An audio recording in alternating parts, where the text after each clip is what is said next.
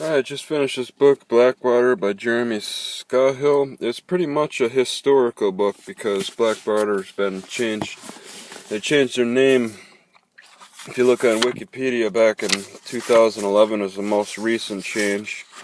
And this book's dated to 2008, originally 2007. Blackwater started out with Eric Prince, and so I think the early 90s.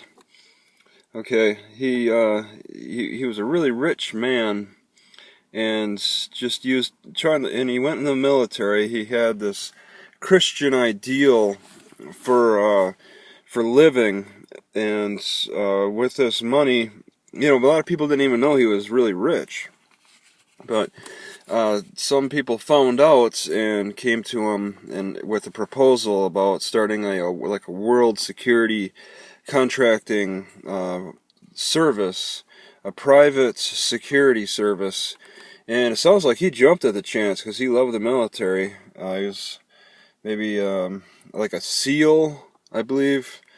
So he started it in North Carolina. He started compounds where they did a lot of training, but he didn't need to do a lot because he focused mostly hiring on previous military experience. But he got some major contracts through the years for various jobs.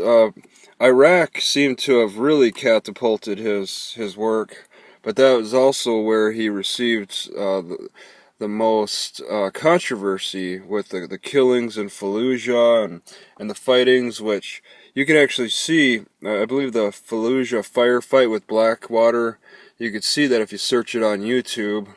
And then there was another one. It was a mass, a killing of 4 contractors, which really put him in the news. And a lot of controversy, lawsuits, people trying to find out what's going on with Blackwater, who holds Blackwater responsible for their actions. And they've taken on a lot. They've guarded a lot of important dignitaries, and they were effective. No dignitaries died under their watch, whereas a lady who didn't get approved, I guess I didn't write her name down, Benazir Bhutto, she actually was assassinated.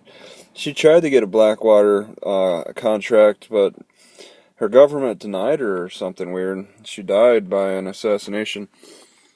But he got all kinds of contracts. They went through all kinds of different management changes, but they were growing. I mean, they went from like a multi-million-dollar business into a multi-billion-dollar business in just 10 years or so, and especially catapulted even further after the 9/11 that came about. And they talk about how the military, the regular military is shrinking, and in its place the private military is growing. It could be Blackwater, it could be another one of the Blackwater's competitors. There's all kinds of different specialties and different kinds of private military out there. I wrote some notes here because I thought there was a lot of interesting things to look up later. It does look a little fuzzy because there's so much that's going on. Blackwater doesn't exist, but historically, Blackwater's been around, and they have made references to the Revolutionary War when George Washington hired people and paid them from Germany and France.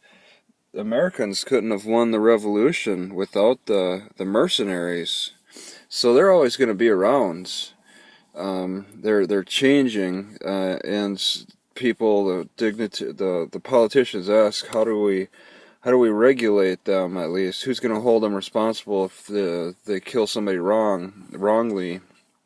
And they say they're going to try to put them under the UCMJ, but that's the military. It's very different from private contractors.